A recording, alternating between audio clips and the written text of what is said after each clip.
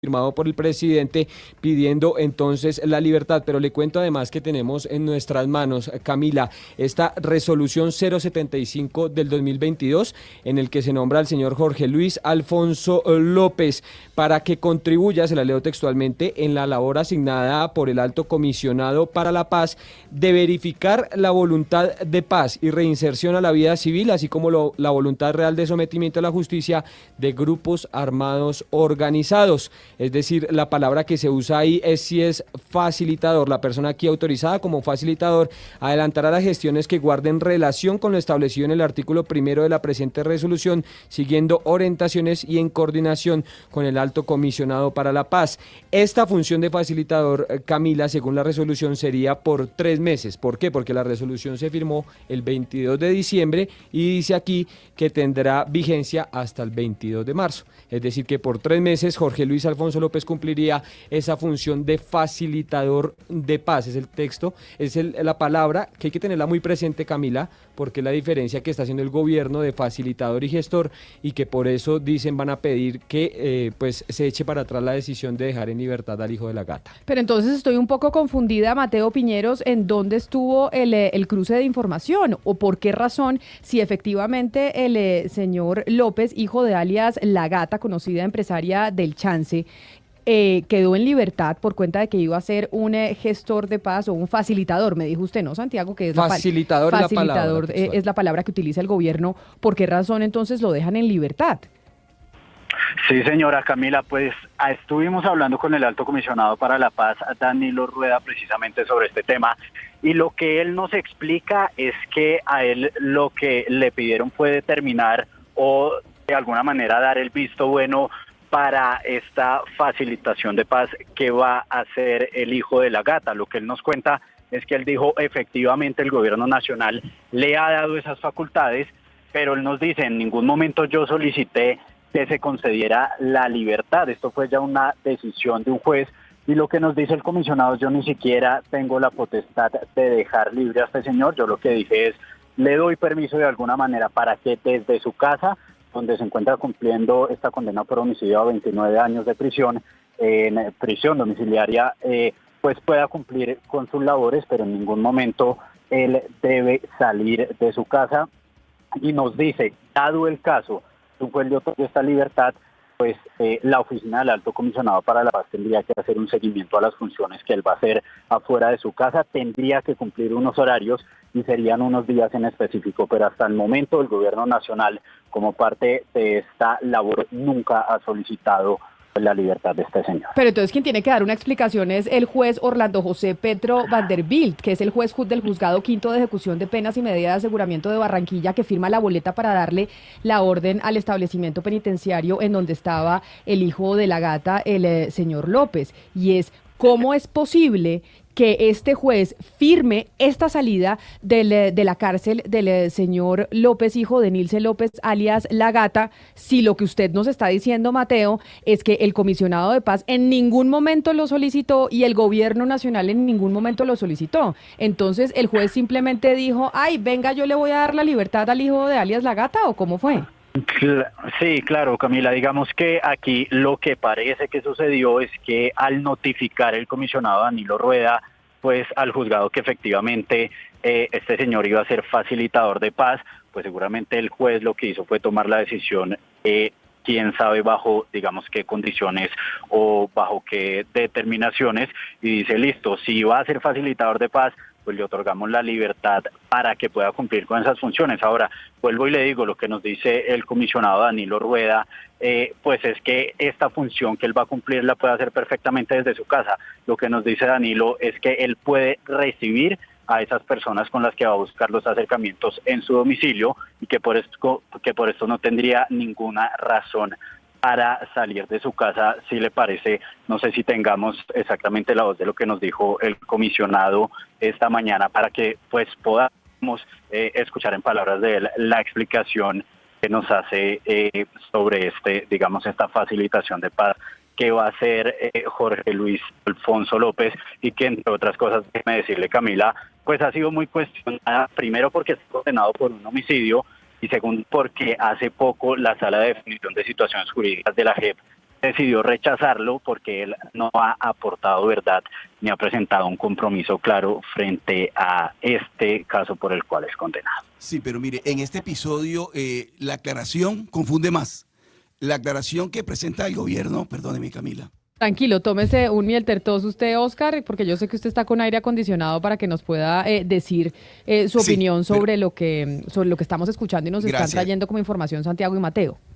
Gracias, Camila. Mire, la aclaración que hace el gobierno en este momento lo que hace es que confunde más, porque como usted bien lo plantea, es increíble que un juez de manera autónoma, sin ningún mandato, tome la decisión de dejar en libertad a una persona que está condenada a 22 años de cárcel. Entonces, digamos, en este caso, quien tiene que dar explicaciones mucho más contundentes es el comisionado Rueda, pero a su vez también el juez, porque el juez dice, el juez tendría que explicar por qué razón deja en libertad a una persona que está condenada.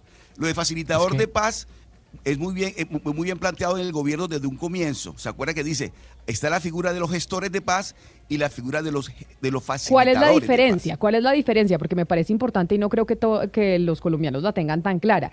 ¿Qué es el facilitador y qué es el gestor de paz? Porque dice el gobierno que este señor López Santiago es facilitador, no gestor. Y es lo primero en lo que insisten, que es facilitador y no gestor de paz, y que por eso nunca, pues, o sea, que en ningún momento se había solicitado la libertad, porque simplemente es un facilitador, pero además es un facilitador que actuaría, eso hay que dejarlo muy claro, que actuaría en nombre del gobierno, porque es que la resolución en clara en decir que él va a verificar o va a ayudar a verificar la voluntad de los grupos armados de someterse a, valga la redundancia, o de entrar en un sometimiento. Es decir, que él actuaría como facilitador, pero en nombre del gobierno. Él va a ayudar a verificar si esos grupos armados tienen esa voluntad de someterse a la justicia. ¿Y el gestor de paz entonces qué es lo que hace? El facilitador es el que mira si hay voluntad de parte de los grupos al margen de la ley de someterse y entrar en este proceso de la paz total. ¿Y el gestor, Hugo Mario, sabemos? No, eso en la práctica yo creo, Camila, que viene siendo casi lo mismo. Bueno, ya el gobierno dará sus explicaciones sobre qué es gestor y qué es facilitador, pero en cualquier caso, Camila, el comisionado sí debe responder quién solicitó que el señor fuera facilitador en este caso de paz, en qué proceso, con qué grupo armado, con qué banda criminal, porque hasta el momento, no sé si Mateo lo sabe, pero hasta el momento yo del comisionado no he escuchado esa explicación, es decir, quién y a cuenta de qué requiere a este señor como facilitador de un proceso de paz. Sí, digamos que lo que ha explicado el comisionado, él no ha dado el nombre preciso de los grupos o las bandas con las cuales va a empezar, digamos, este señor a ser facilitador de paz. Lo que ha dicho es en la región del Caribe, en la región, pues, donde él, entre otras cosas, fue alcalde, pero además donde permanece detenido por esta condena. Ahora, hasta el momento, un grupo preciso no lo ha determinado, ni se sabe cuál grupo o cuál fue la razón por la que el gobierno decide nombrarlo específicamente a él. Y pues lo que hablábamos llama especialmente la atención, que además es una persona que está condenada, y le voy a poner un ejemplo diferente, pero que tiene algo que ver. Por ejemplo, Violeta Arango en el proceso con el ELN, ya está señalada de ser presuntamente la responsable del atentado al centro comercial andino, y la nombran como ella sí gestora de paz en el proceso con el ELN, pero haciendo la claridad de que esta decisión se toma es porque no está condenada. Ahora, digamos que este nombramiento de facilitador de paz se toma con una persona que está condenada pues por un delito muy grave que es homicidio, y por eso también llama mucho la atención del nombramiento. Pues aquí está la voz del comisionado de paz, Danilo Rueda, cuando explica cuál es la función o cuál sería la función de este señor López como facilitador en este proceso de la paz total. Yo no he concedido ninguna libertad al señor López. Eso no es así. Lo que él sigue bajo prisión domiciliaria. Yo no voy a desacatar las decisiones judiciales ni de los jueces. No tengo esa posibilidad. Respeto la Constitución y la ley. Él sigue siendo sometido a la justicia, sigue pagando su pena. Él tiene una facilitación de 8 semanas para explorar la voluntad de grupos armados criminales que operan en una región del país de ser parte de la paz total. Pero ninguna salida si eventualmente se diera, se realizaría sin conocimiento del juez y saldría solamente con supervisión y autorización del juez y de la Oficina del Alto Comisionado de Paz, que supervisaría su labor, que sería por días u horas. Solamente hemos dado un plazo de 8 semanas para que él pueda cumplir esa función, pero él sigue en detención domiciliaria, sigue siendo sometido a la justicia colombiana.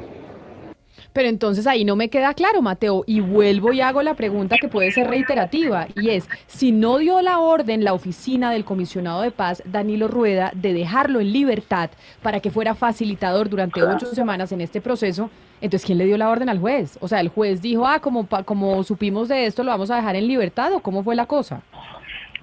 Claro, digamos que hasta el momento lo que se sabe, Camila, y que incluso pues es la información que tiene el gobierno, es ellos lo único que dieron fue el visto bueno de que esta persona efectivamente iba a ser facilitadora de paz, pero que en ningún momento pues se pidió esa, digamos, libertad. Ahora sí tendría que responder de pronto el juez cuáles fueron las razones o los motivos que llevaron a ordenar la libertad cuando no había no había una solicitud del gobierno nacional para que esta acción se diera. Pero entonces lo que pudo haber pasado, Claudia, es que el juez hizo más de lo que debía, ¿o qué?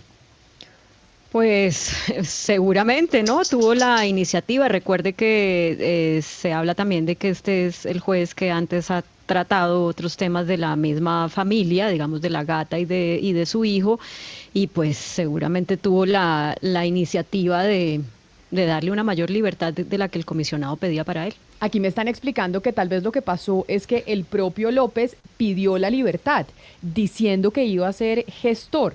Y entonces el juez se comunica con el comisionado de paz, Danilo Rueda, le dice, sí, este señor sí va a ser gestor, y entonces el juez pues lo soltó y le da la boleta de libertad, que es el propio López el que la solicita debido a que va a tener este papel. Ahora la gran pregunta es en Magangué, en Barranquilla, Oscar, ¿qué tan fácil será nuevamente volver a capturar al señor López? Porque en Colombia se sabe, el propio presidente Gustavo Petro en el 2007 lo trinó a través de su cuenta. Estos señores siguen haciendo política y delinquiendo desde la cárcel. Eso no es un secreto para nadie. Pero mire, Camila, la gran bandera de Gustavo Petro ha sido la parapolítica, la denuncia de la parapolítica. Eso fue su gran bandera siempre. Entonces extraña mucho que este episodio todavía más confuso no aclare nada. Pero mire, Camila, en el caso de Jorge Luis Alfonso López, el hijo de la gata, en un momento determinado él tiene que demostrar que efectivamente hace parte de esas organizaciones con las que el gobierno pretende negociar, porque tampoco es tan fácil que uno diga, yo hoy soy militante de tal organización criminal. Eso tampoco está tan claro, Camila. Yo sí creo que en este caso, tanto el juez como el doctor Rueda tienen que dar explicaciones. Este episodio, en lugar de aclararse, se confunde más. Claro, ahora, Camila, sí, es cierto lo que dice Oscar, la bandera de Petro, sobre todo como congresista, fue la lucha contra la parapolítica, pero en campaña, acuérdense ustedes, de un escándalo en mayo del 2022, cuando Roy Barreras y Alfonso Prada llegaron a Sucre, a una reunión política en la que participaron varios candidatos de parapolíticos presos, entre esos candidatos de la gata, Nilce López. Es decir, eso sucedió en campaña y no se puede olvidar. Que por eso le decía yo, Hugo Mario, que el propio presidente Gustavo Petro trinó al respecto. De hecho, fue en el 2017, en donde dijo textualmente que la gata Yoneida Pinto, con prisión domiciliaria desde sus casas en sus regiones, le harán la campaña a Vargas Lleras, la mafia al poder. Y por esa razón es que este señor López, en prisión domiciliaria o carcelaria o lo que sea, seguía teniendo o sigue teniendo mucho poder en la región, que es el drama que tenemos en el sistema penitenciario de nuestro país, que es que siguen delinquiendo desde las cárceles. Entonces la gran pregunta es, Oscar, este señor vuelve y será fácil que revocar la medida y que lo capturen de nuevo.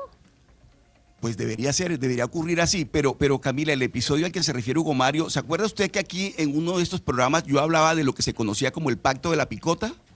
el pacto de la picota no fue otra cosa que los encuentros que tuvieron en su momento. Pero ellos niegan que haya habido pacto. Acuérdese usted que ellos dicen no hay tal pacto de la picota. Sí, o sea, no es cierto que hubo un pacto de la picota, que así lo ha llamado algún sector de la oposición, cierto, pero ellos no lo aceptan.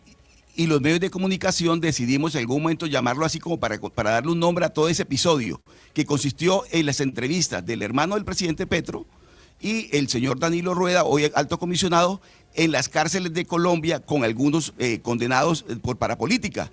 ¿Se acuerda usted que hubo encuentros en ese, o sea, llamado por los medios de comunicación, pacto de la picota? Lo que se decía era que a cambio de respaldo político, ellos recibirían algunos beneficios jurídicos. Entonces, por eso digo yo que entre más aclare el gobierno, más se puede enredar en este tema, porque resulta que en ese famoso pacto de la picota lo que se decía era, a cambio de respaldo político, van a recibir beneficios jurídicos. Estamos viendo, por ejemplo, este caso del hijo de la gata, nadie más y nadie menos que el hijo de la gata, en libertad por cuenta de que un juez, interpretando seguramente una decisión del alto comisionado, deja en libertad al hijo de la gata. Entonces, me parece que el tema, Camila, es muy confuso.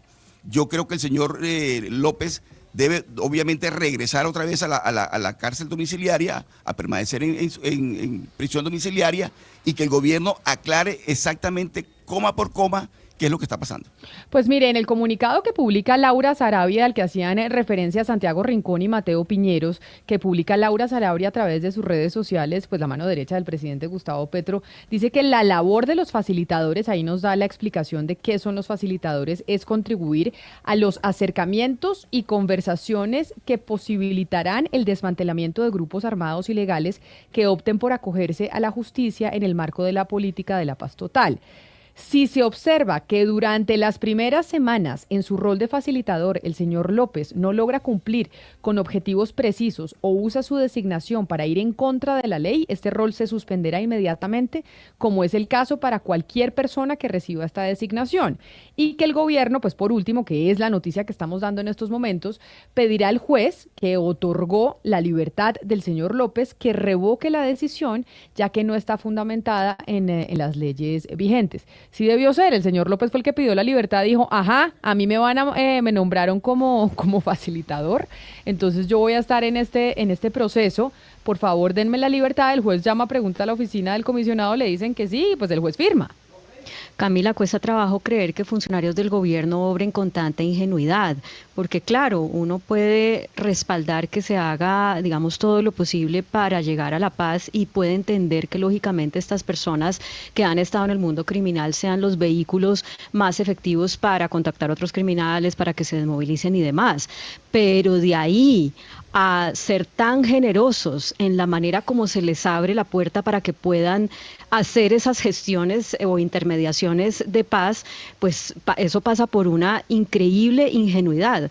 Es decir, el comisionado para la paz debió haber sido mucho más específico a la hora de autorizar o de solicitar esa gestión para que el juez no pudiera tener la libertad de llegar hasta donde llegó, porque ahora, después de liberado, ¿quién lo vuelve a capturar? Esa es la pregunta, y lo digo desde toda mi ignorancia, ¿es fácil? ¿No será fácil? Y por eso reitero, Óscar, se sabe del poderío de estos señores así estén en la cárcel, razón por la cual los nombran de facilitadores. Es que si no tuvieran injerencia y no tuvieran poder, no los nombran para esta labor. Pero mire, Camila, que el doctor Rueda dice que el señor López, Alfonso López, puede cumplir con su función desde su casa, o sea, desde su residencia. No se requería que lo dejaran en libertad total. Entonces, si él podía cumplir su labor de facilitador, ¿para qué lo dejan en libertad? Es la pregunta que tendría que responder, en este caso, el juez. Porque mire usted que el doctor Rueda, obviamente a la hora de dar explicaciones, tiene que decir que esa misión que tiene que cumplir el señor Alfonso López la puede cumplir desde su casa. Pero lo otro que quedo pensando, Camila, son los tiempos. Porque se hablaba de 8 semanas, 2 meses, decía el doctor Rueda, pero en la práctica ahora estamos hablando de 3 meses. Mucho más tiempo, no de 2. Entonces también habría que explicar exactamente en qué tiempo el señor López tendría que cumplir con su misión o con la labor de facilitador. Pues dijo en la misma Laura Sarabia, en lo que leímos, dice que 2 semanas. 2 semanas es lo que, 2 semanas no, 2 meses, 8 semanas es lo que en principio se pensó para que él fuera facilitador en este proceso de la paz total. Son las 11 de la mañana, 23 minutos. Pues esa es la continuación, el desarrollo de la noticia que dimos más temprano aquí en Blue Radio sobre la boleta de libertad al hijo de la empresaria del Chance, Enilce López. El señor López, para estar haciendo una labor en función de la paz total y poder hacer acercamientos con bandas criminales. Quiero preguntarle, Hugo Mario, pasando a otros temas, y si le parece le pongo un poquito de Madonna de fondo, porque yo creo que Madonna se ha convertido en un ícono gay desde hace décadas. Madonna es un ícono gay desde hace décadas y estábamos oyendo Like a Virgin, y le pongo esta banda sonora porque sé que un vallecaucano del Pacto Histórico, representante a la Cámara, está pues ya en el Congreso de la República buscando regular el alquiler de vientres. Y hablo de cómo Madonna se ha vuelto un ícono del mundo gay, porque pues unos de las poblaciones que utiliza más este mecanismo para poder tener hijos es la población LGBT. ¿Quién es este vallecaucano que ya está listo con el proyecto presentado en el Congreso de la República?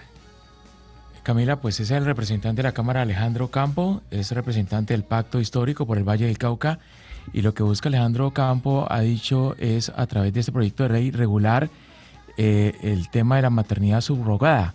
Lo que se intenta a través del proyecto pues es que muchas familias que no pueden tener hijos pues puedan a través de este mecanismo ser padres, muchas parejas, pero además que no exista la posibilidad de que bandas delincuenciales utilicen a mujeres, como en países muy pobres del mundo ha sucedido, para que terminen gestando niños y llevándoselos a otras naciones. Entonces es un proyecto que va a ser muy importante para el futuro de las familias colombianas, sobre todo aquellas que no pueden tener hijos y que acuden a esto del vientre subrogado. Representante Alejandro Ocampo, representante a la Cámara del Pacto Histórico, bienvenido a Mañanas Blue, gracias por atendernos y por esperarnos en medio de estas noticias de última hora que nos llegan desde la Casa de Nariño sobre la libertad del señor López, hijo de Enilce López, empresaria del Chance. Bienvenido y gracias por estar con nosotros. Camila, buenos días a ti, a Hugo Mario, a Claudia, a todas las demás personas que hacen parte de tu equipo de trabajo y a la gente que nos escucha hasta ahora. Muy buenos días. Representante, ¿cuál es la diferencia de su proyecto y el que viene planeando el Ministerio de Justicia frente a esto de los vientres de alquiler? No sé, pero si en el caso tal de que el Ministerio de Justicia radique un proyecto en igual sentido, va a haber una cosa que llama acumulación, es decir, hay que juntar los dos proyectos. Y creo que no pueden existir dos ejercicios o dos proyectos de ley diferentes, sino hay que concertar y concertar uno que tenga la mejor salida para el problema que tenemos en Colombia. Claudia. Representante, pero ¿cuál es la motivación? Porque nosotros hablábamos hace unos días con la viceministra de Justicia respecto al proyecto del ministerio y veíamos, digamos, con preocupación que lo que se busca con ese proyecto del gobierno es abrirle la posibilidad a las parejas que tienen, por ejemplo, de la posibilidad de conseguir a alguien que les haga el favor sin pagarles de prestar un vientre, pero a las mujeres que hacen esto hoy en día, porque es su manera de conseguir recursos, porque están en una posición vulnerable, lo que hace es prácticamente formalizar que están cometiendo un delito. Es decir, más que proteger a las mujeres vulnerables, lo que está haciendo es abrirles el espacio a las personas que no son vulnerables y que pueden conseguir quien les haga el favor. En ese caso, ¿su proyecto es coincidente con el del gobierno o es diferente? El proyecto usa 4 cosas importantes. Lo primero que vale aclarar antes de decirte que usa el proyecto. Hoy en Colombia se permite la maternidad subrogada o el embarazo subrogado, o lo que le llaman alquiler de vientres. Cuando usted abre eso no es cierto, representante. En Colombia no se permite. Sí, claro. Lo que pasa es que no está reglamentado, claro. Y la Corte Constitucional dijo, debería reglamentar si tiene 6 meses el Congreso de la República para solucionar este tema. Entonces se asume Camila, que aquello que no está arreglado, entonces es permitido. Mi pregunta claro, hoy no hay prohibición. Y si usted abre la web, dice maternidad subrogada, encuentra cantidad de clínicas y abogados que ofrecen este servicio. Eso es un primer tema. A mí me indigna y sale esto desde una página que me llegó del país de España, donde decía que un niño en Colombia costaba 20 millones de pesos. Indagando, hablando con personas, con madres, con familias, llegamos a muchas verdades. Puede que falten muchas otras, pero verdad, uno, esta práctica se hace hoy en Colombia. Dos, no está reglamentada. Tres, se presta para cualquier tipo de delito, para tráfico de niños, para esclavizar mujeres, para tener hijos, y los niños y las familias pasan cantidad de problemas. ¿Qué busca este proyecto? Uno, que familias que no han podido tener hijos puedan hacerlo mediante este método, ya que la Corte durante muchos años en fallos ha permitido que esta práctica se pueda. Dos, que los niños que nazcan de allí vayan a una familia, porque este proyecto está pensado para familias que están declaradas en un marital, declarada ante notaría o por matrimonio. Tres, que las madres solamente puedan tener una subrogación, porque si no llegamos al estilo Ucrania, donde hay madres que son 4 y 5 niños. ¿Y por qué no prohibirlo del todo? ¿Por qué no prohibirlo del todo, representante? Porque la Corte ya abrió una puerta y ya son varios fallos los que se puede permitir. Yo no estaría en problema de permitirlo de todo, creo que es una práctica muy peligrosa y lo que busca el proyecto es ponerlo lo más chiquito posible en la ventana, quiénes lo puedan hacer y cómo lo puedan hacer. Pero hoy hay una ventana que se puede y así nosotros lo prohibamos, la Corte va a decir mediante los fallos reiterativos que se podrá hacer. Amparados en varios temas, la libertad de las personas de poder escoger sus derechos, su cuerpo, su funcionabilidad y todas las demás cosas que ha esbozado la Corte en muchos temas. Yo estoy de acuerdo, es que aquí no está prohibido y por el fallo de la Corte no se va a prohibir. Entonces hay que reglamentarlo y permitir, por ejemplo, uno, que los niños no caigan en manos de personas que han sido condenadas por violencia sexual, por abandono de niños, por explotación sexual, por explotación de menores, por delitos contra la familia. Garantizar al menos que en esa práctica llegue un niño a una buena familia. Requisitos que va a ser bienestar familiar muy comparados y parecidos al proceso de adopción. Hemos abierto una puerta, Camila. Hemos dicho como requisito, la persona o parejas que vayan a hacer este procedimiento primero van a bienestar familiar y reciben la charla de adopción y conocen los niños que están en proceso de adopción y que pueden ser adoptados, con la finalidad de que muchas familias puedan ser, digamos, convencidas o persuadidas por bienestar familiar mejor de adoptar y no de subrogar. Pero hemos tratado todo eso. Y 4, que no se permita que Colombia sea una fábrica de niños. No está abierto el tema a extranjeros. Es un tema solamente para familias que no lo han podido tener, que puedan hacerlo y que sea, digamos, la mejor manera posible que hoy está de reglamentar. Pero su proyecto permite el pago por ese servicio, porque en el proyecto del gobierno no se permite el pago, y a eso voy con lo que le planteaba anteriormente. Eso le abre la puerta a las familias que tienen la capacidad de conseguir a alguien que les haga el favor de prestarles un vientre, pero deja totalmente en la ilegalidad a las mujeres que hacen esto por conseguir recursos. No, aquí mi proyecto tiene la posibilidad de una indemnización y tiene la obligatoriedad, tiene 3 obligaciones. Uno, la persona que subroga con la otra persona, si hay un contrato, hay un acuerdo jurídico de quién es dueño del material genético, quién sería responsable del bebé, quién acarrea con todos los gastos médicos y clínicos.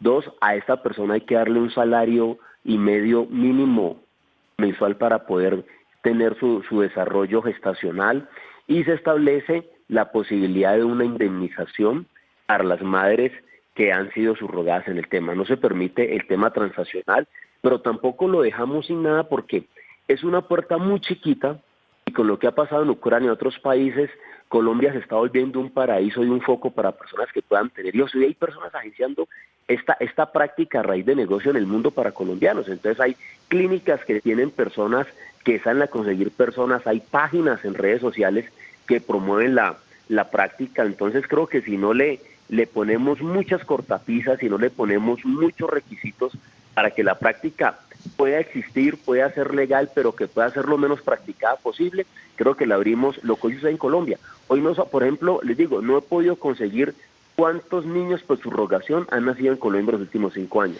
Representante. No hemos podido conseguir cuántas madres que han salido, en problemas médicos después de un embarazo, porque como no está, entonces no pasa nada, y hay una cantidad de problemas legales hasta con los niños. Se entiende la importancia de que exista la información, de que haya registros e incluso la buena intención de que familias que no pueden tener hijos pues, a través de esta vía lo pudieran hacer.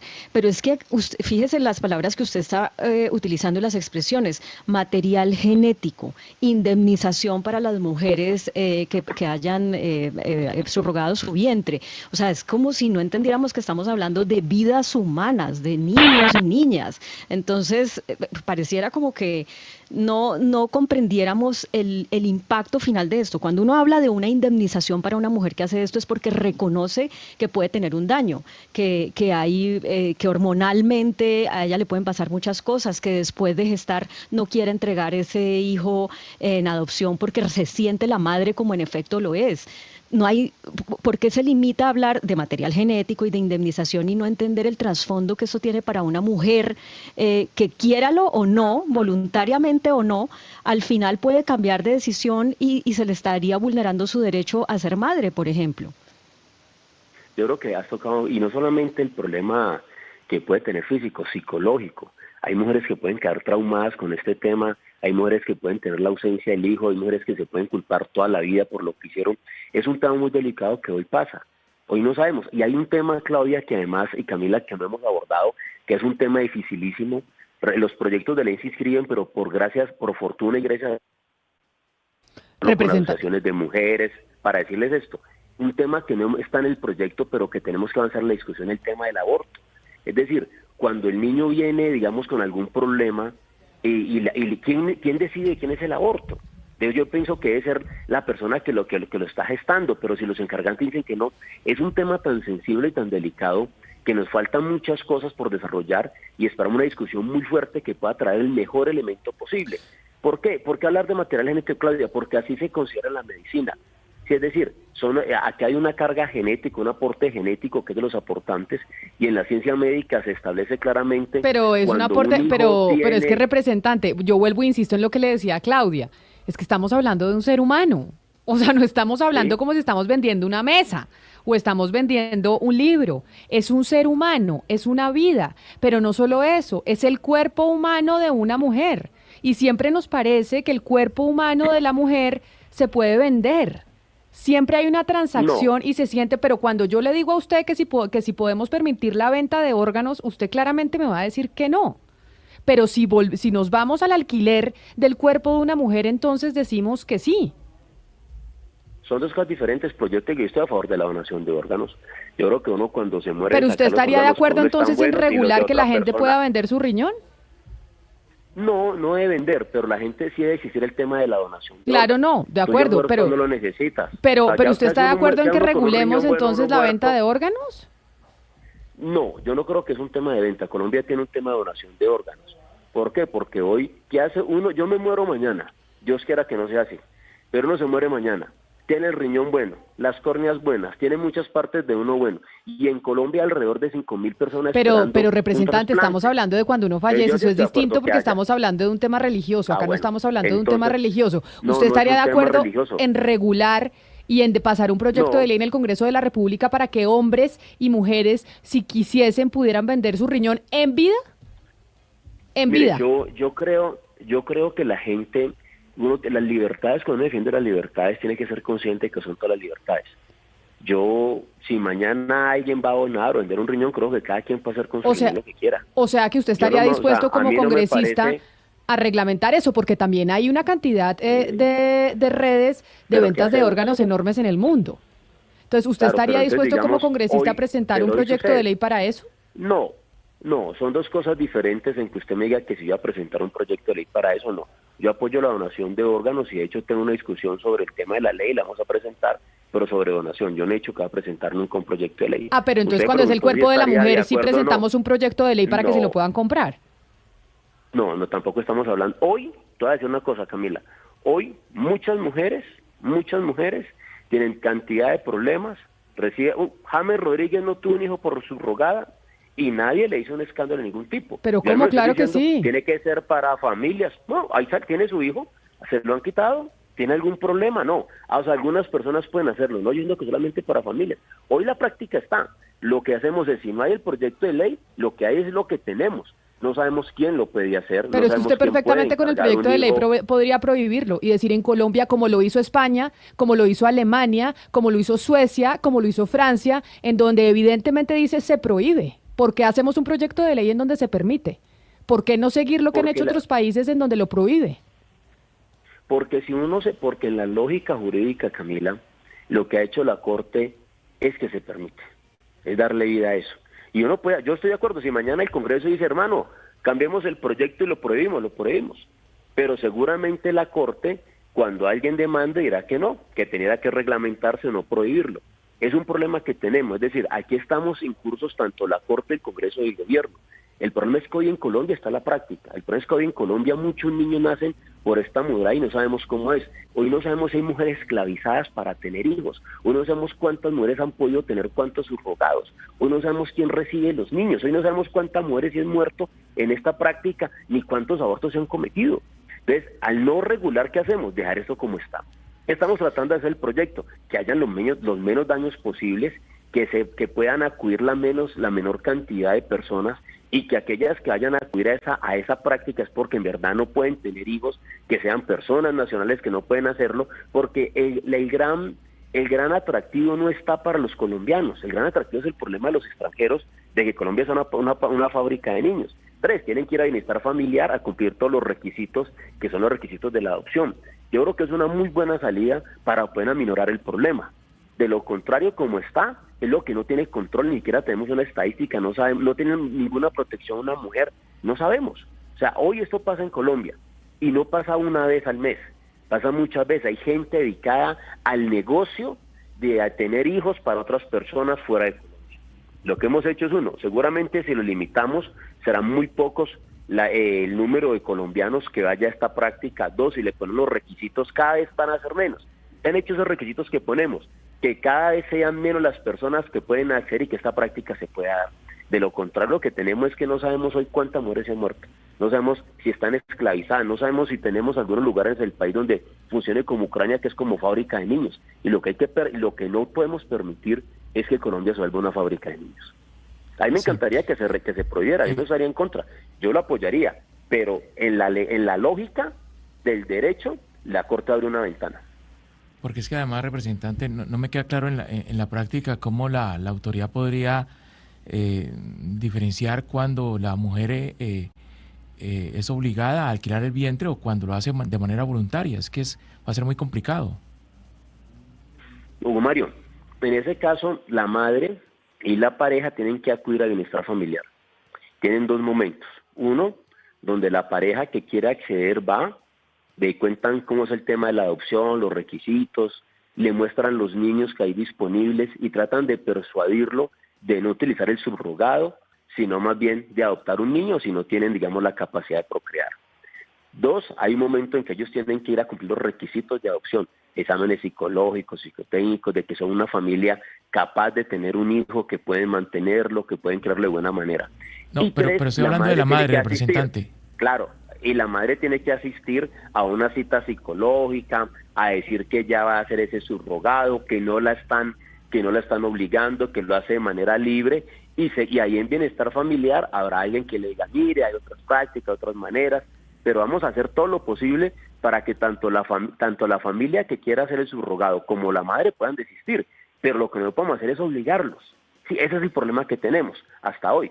Pero la madre tiene que hacerlo, además va a tener un acompañamiento psicológico porque los daños de esto no sabemos, pueden ser infinitos, es decir, el tema de la maternidad, el vínculo de una madre con el hijo puede después de 5 o 6 años hacer que la mamá tenga distintos problemas, es que no es un tema fácil, es un tema muy complejo y no sabemos a futuro qué más problemas va a acarrear. Hoy no sabemos ni qué problemas tenemos, sabemos que hay unos problemas legales solamente entre algunas madres gestantes y algunas personas que se llaman que son las personas que hacen el acuerdo con ella para hacerlo, porque pues la madre después de que ha creado a su hijo es su hijo y no lo quiere entregar. Entonces tienen que explicarle también todo ese tema de la madre en bienestar familiar. Mire, usted se va a meter a esta práctica, si usted padece tal cosa, el hijo no va a ser suyo, que la gente entienda qué es lo que hace. Yo sí le tengo que decir, y yo creo que usted por las preguntas representantes se da cuenta que yo pues claramente estoy totalmente en desacuerdo en esto que usted quiere proponer, y en lo mismo que quiere proponer el gobierno nacional, de cómo vamos a reglamentar que las mujeres puedan vender su cuerpo, y cómo aquí están casi que legislando en favor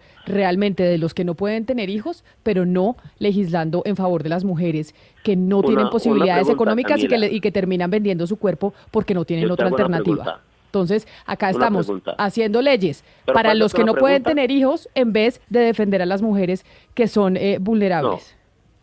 No puedo compartirlo, pero te voy a hacer una pregunta. Hoy esa práctica existe. No sabemos cuántas mujeres hay muertas por eso. No sabemos qué problemas hay ni cuántos años aparecen. Claro, pero si usted la prohíbe, usted sí va a poder saber. ¿Sabe por qué? Quiere que le diga si usted la prohíbe, porque sí va a poder saber y va a quedar, si usted dice en su proyecto de ley que en Colombia no se permite, como en España, como en Francia, como en Alemania, que la gente alquile su vientre. ¿Sabe por qué es más fácil que usted lo pueda regular? Porque es que este no es un tratamiento que se hace en cualquier sitio de garaje. Este es un tratamiento que no lo hace cualquier médico. En Colombia tenemos escasez de médicos, ya nos lo han dicho en medio de la reforma a la salud y en la discusión. Entonces, no cualquiera tiene la capacidad ni el conocimiento para poder hacer este tratamiento. Al hacer la realidad de los tratamientos de fertilidad in vitro, es mucho más fácil que usted lo pueda regular. Entonces aquí, perdóneme, representante, pero yo sí creo que usted está legislando en favor de las familias que no quieren adoptar y que quieren tener sus genes en sus hijos porque por X o Y motivo no pueden quedar embarazados, en vez de legislar en favor de las mujeres que les toca por hambre alquilar sus cuerpos. Mira, yo creo que tenemos dos discusiones diferentes en ese tema. Uno, yo creo que uno puede pasar en el Congreso, la discusión que tenemos con asociaciones, con grupos de mujeres, con la sociedad, puede pasar que el resultado del proyecto sea prohibirlo. Vamos a buscar, estamos iniciando una discusión fuerte en Colombia y buscaremos la mejor salida. Lo que sí no podemos es meternos mentiras, es decir, la Corte aquí, que es la... Pero la Corte no legisla, representante, la Corte le da una orden al Congreso para que tome la decisión. Y ustedes, como representantes de la ciudadanía que votó por ustedes, pueden optar por o prohibirlo o regularlo, que es lo que usted quiere. Yo por eso le digo, esta es una opinión personal, que me parece que usted en esta proposición está legislando en favor realmente de los que quieren tener hijos y no quieren adoptar, más que en favor de las mujeres desfavorecidas y las mujeres vulnerables. Que si usted mira y cuando vaya y hace una encuesta se fija en quiénes son las que están alquilando sus vientres, yo le garantizo que en su mayoría son mujeres pobres que no tienen que comer.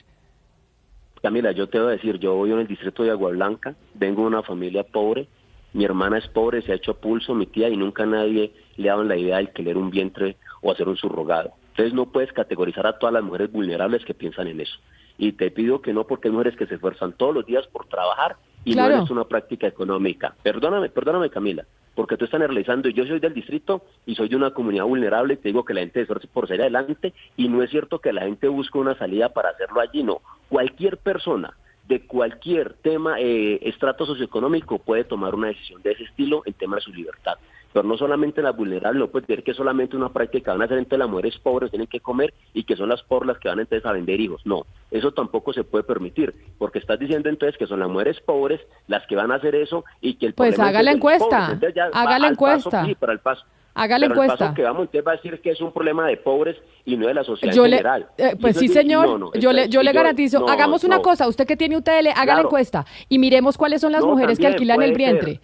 Y miremos cuál es la condición socioeconómica de las mujeres que alquilan sus vientres. Claro. Y dígame... yo te voy a decir, pues en una sociedad donde el 53% de personas son pobres, donde la mayor cantidad de mujeres rurales son pobres, pero obviamente en una encuesta de quiénes prestan más... No, pero entonces váyase a otras partes, váyase a Ucrania, pobres. Ya que usted menciona tanto Ucrania. Claro, 2.500 niños en Ucrania, mujeres que no de la guerra, porque no hay legislación. Y acá o legislamos o nos vamos a volver a otra Ucrania. Punto. Entonces, o legislamos o nos volvemos a otra ¿Y por qué Ucrania? no nos volvemos como España? Porque una cosa es Madrid y España, otra cosa es Madrid con Dinamarca, porque acá la Corte ya dijo una cosa, y cada quien La que Corte demande dijo, va a poder señores, hacerlo. legislen al respecto porque no hay legislación. Y usted como, pero yo entiendo, y de eso se aquí trata la democracia, representante, Claro, que haya pero, Camila, diferentes voces, y seguramente muchas voces se van a encontrar en el Congreso de la República, y usted pues hace Claro. caso a lo que dice la Corte, que hay que legislar al respecto. Y que bueno, Pero, yo por eso Camila, le digo esto, es pero, una Camila, opinión fíjate. personal. No, y está muy bien, y creo que mucha gente debe pensar así, a pensar así. Pero es que la Corte ha tirado varios fallos donde lo permite. Es decir, no creo que la Corte vaya a anular toda su línea jurisprudencial. ¿Sí? Es como cuando ha venido distintos temas Claro, de pero derechos usted individuales y personales que la Corte ha tomado fallos y ha dicho es por este camino. O sea, quien es el guardián de la Constitución, la Corte Constitucional. Y uno puede hacer, la Corte dirá que no. Si la Corte hubiese dicho que no, creo Sí. que nos hubiésemos ahorrado una discusión importante y fuerte. Eso es una discusión muy fuerte en el país, muy importante y que, digamos, deja pedazos como el que tú dices. Y qué Hay que bueno. tratar si en el Congreso, perdóname, aparece y el clamor del país es que lo prohibamos, pues tendremos que prohibirlo. Ah, pues Pero qué lo bueno. que no podemos hacer es seguir que esto siga así, que no haya legislación, que cada quien haga lo que quiera, que a cada una señora la puedan meter 8 años en una casa y tener 4 o 5 hijos. Es decir, esto hay que tomarlo ya. Entonces, iniciamos una discusión donde muchos no han querido iniciarla y como te lo dije desde el comienzo, pues hombre, si la discusión termina en que esto lo mejor es decirlo, prohibirlo y pelear con la Corte, tocará. Acá hay que invitar a la Corte a debatir. Es decir, esto es un debate muy fuerte porque acá hay que invitar a la Corte Constitucional, agremiaciones de médicos, mujeres, especialistas.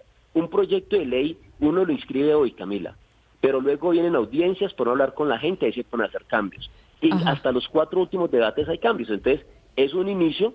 Esperemos que suceda en el inicio. Yo no estoy cerrado en ninguno de los temas. Lo que sí no quiero es que siga pasando lo que hoy pasa en Colombia. Que el país de España diga que aquí un niño cuesta 5.000 euros, que tú abras la internet y busques el tema de subrogado y aparezcan médicos y clínicas que lo hacen, que no haya prohibición alguna y que un violador, una persona que hace trata de personas, una persona que explota niños pueda tener un hijo porque acá no hay regulación alguna.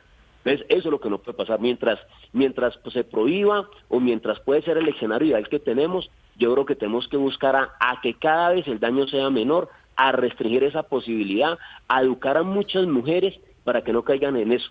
El problema de quién acude es el problema del embarazo. Es un país que tenemos que cambiar, de crear mayores posibilidades para la gente, mayores Claro. ingresos para las mujeres.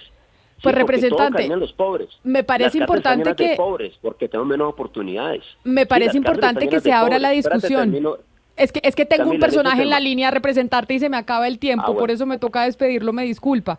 Pero me parece importante tranquila. que se abra la discusión, y por eso pues le agradezco entonces que lo ponga sobre la mesa y que usted diga que se van a escuchar a diferentes sectores y de que dependiendo de lo que salga de esa deliberación, que eso es lo importante, pues se tomará la decisión en el Congreso de la República sobre lo que va a pasar en Colombia con el tema de los vientres de alquiler. Le agradezco muchísimo, representante, haber aceptado esta discusión conmigo y haber estado en los micrófonos de Mañanas Blue. Seguramente nos volveremos a encontrar cuando ya estén debatiendo esto en el Congreso, oyendo distintas voces sobre lo que estamos hablando. Camila, a ti y a tu equipo, Hugo Mario, a Claudia, muchas gracias por la invitación, estaremos prestos a este tema. Solo quería terminar diciendo, las cárceles están llenas de pobres, porque se dan menos oportunidades, estamos en todos los problemas que está en la sociedad.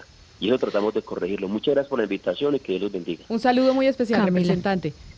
Camila, el Congreso tiene que dar una discusión ética muy importante, porque es cierto que se requiere entender esto, qué dimensiones tiene en Colombia y garantizar los derechos de las personas, pero justamente los dos proyectos están enfocados en hacer más vulnerables a las mujeres que ya son vulnerables a hacer esta práctica no por voluntad propia, sino por conseguir recursos. Pero al mismo tiempo, Camila, a mí me parece que lo que plantean otras posiciones como la suya, que es prohibir, es incentivar la creación de un mercado ilegal y que por ende deja en mayor vulnerabilidad a las mujeres que ya están vulnerables. Esto es como encontrarle la cuadratura al círculo, y creo que a lo que nos debe llevar de fondo es a discutir sobre los derechos sexuales y reproductivos que están reconocidos por la Corte desde hace muchos años, porque una cosa es tener derecho a escoger cuántos hijos uno tiene, cada cuánto y demás, pero otra cosa es que el Estado le tenga que garantizar el derecho a reproducirse,